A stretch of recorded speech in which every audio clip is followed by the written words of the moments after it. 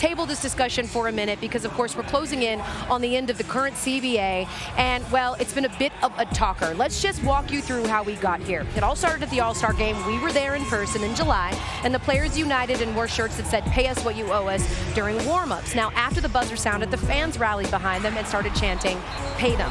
And then about a week ago, in two close semifinal matchups, officiating came under fire. Cheryl Reeves ejected at the end of Game 3, restrained from confronting the refs after a no foul was called on Alyssa Thomas, stripping the ball from Napheesa Collier. Later on, in the post-game news conference, Reeves cut off the league's officiating and called for a change of leadership at the league level when it comes to officiating.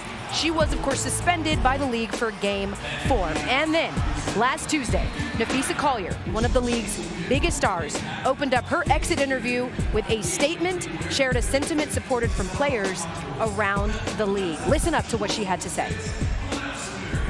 And I want to be clear, this conversation is not about winning or losing. It's about something much bigger. The real threat to our league isn't money, it isn't ratings, or even missed calls, or even physical play. It's the lack of accountability from the league office. We have the best players in the world. We have the best fans in the world. But right now, we have the worst leadership in the world. If I didn't know exactly what the job entailed, maybe I wouldn't feel this way. But unfortunately for them, I do. I have great respect for Fee, and I think she made a lot of very valid points. And, you know, I think what people need to understand, you know, we need great leadership in this time across all levels. This is a moment we have to capitalize on. So that's honestly what I would say. I think there's, you know, Fee said it all with what she said, and, you know, I think the points she made were very valid.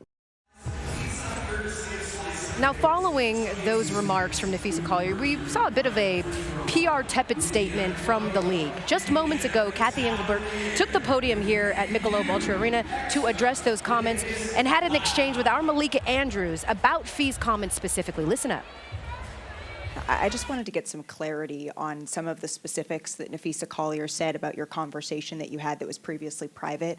Did you in fact say that, quote, players should be on their knees thanking their lucky stars for the rights deal that I got them? There's a lot of inaccuracy out there through social media and all this reporting. And so I think what's most helpful is to focus on, I have been in touch with Napheesa. We've exchanged texts. We're talking next week. So I think, obviously, a lot of reporting, a lot of inaccuracy about what I said or what I didn't say. And I will tell you, I highly respect the players. There's a lot of emotion and passion going on right now because we're in collective bargaining. We're in the WNBA finals. And so I'll leave it there. I mean, I'm just obviously disheartened. You know, I'm a human too. I have a family. I have 2 kids who are devastated by these comments, and so all I'll say is just, you know, it's obviously been a tough week. I did want to follow up, though, and ask, I think the growing sentiment around the league, right, is that players, they feel that the right leadership isn't in place right now in the league office. So do you feel that you're still the right voice and expect to continue to be commissioner beyond this CBA? I certainly, that's another inaccurate statement out there that everybody reads and takes clickbait on.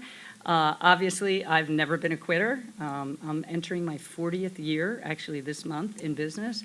Never been a quitter, never shied away from tough situations. I think leadership, the cream always rises to the top, and I've always been someone who believes in the fact that we have, if there's things we need to fix, we're going to fix them. If there are things the players have a perspective on that they don't like that we're doing or I'm doing, we'll fix them. All right, so that is her response to our Malika Andrews. We did not show the sound there that Napheesa originally claimed, that she also specifically called out Caitlin Clark, saying she wouldn't be making $16 million a year off the court. It wasn't for them and she should be lucky.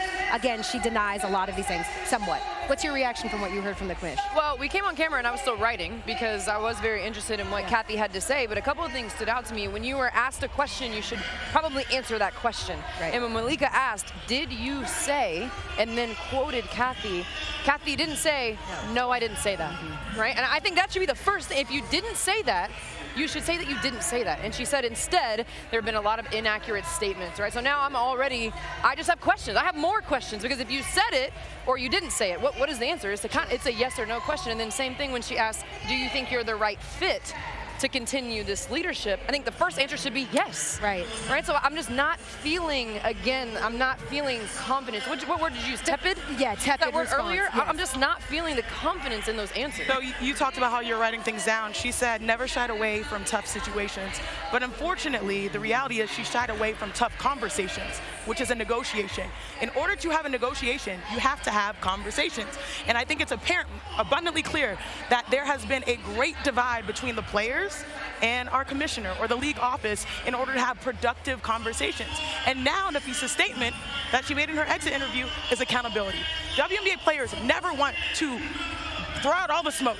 They don't. They only do it when necessary.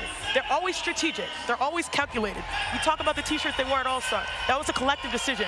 These are members of the executive committee of the WNBA making these statements. And obviously, they understand the magnitude of the moment. We're here at a WNBA Finals in an unprecedented year. These players are going to stand on business on the court, but most importantly, they're going to do what the W has always done. They're going to stand on business off the court and fight for what they believe they deserve. And I want people to understand, because oftentimes we mention CBA or we talk to the WNBA, we always compare it to the NBA. Well, the truth is, I said this before, comparison is a thief of joy. You think of revenue share and you're like, oh, they want the same. They want equal. No, they just want a fair share. Sure. They want to outpace inflation. They want to grow as the business grows. That is where things are at right now. So these women are smart. They've done the numbers, they run the numbers. I know this because I was previously on the executive committee, and everyone is playing their role to get to a point where they avoid a lockout, they keep this product on the floor. But in order to do that, you have to have conversations, and now it feels like it's been wasted time, and that's on Cathy, unfortunately. And the only way you pivot forward and move forward is you have a CBA that makes sense for the players, especially in terms of revenue share. That is the only way that any of this can get solved or get resolved. It's not by what you say, it's not by what you deny, or what you say you said or didn't say, or it's not what's on social media. It's not about any of that. It's about, what does the CBA look like? What does it mean for the players? And does it respect the talent level of these players and how hard they're working? Just a reminder that the current CBA expires on Halloween. One quick thing, when you talk about resolution, she did speak to the officiating, and she did say in that press conference they'd be establishing a multi-stakeholder task force to ensure that officiating is what it should be. Yeah. As long as there's a league. I will say this, I know that there have been heavy critiques, but I do believe, based on Malika's thread, because we weren't there, she was there, is that she said, I promise to do better, or I'm going to do better. Well, the time is now, and you have to make up for lost time, and that starts with having tough conversations, because you're not running from tough situations. Here it is. This is the opportunity. Let's go.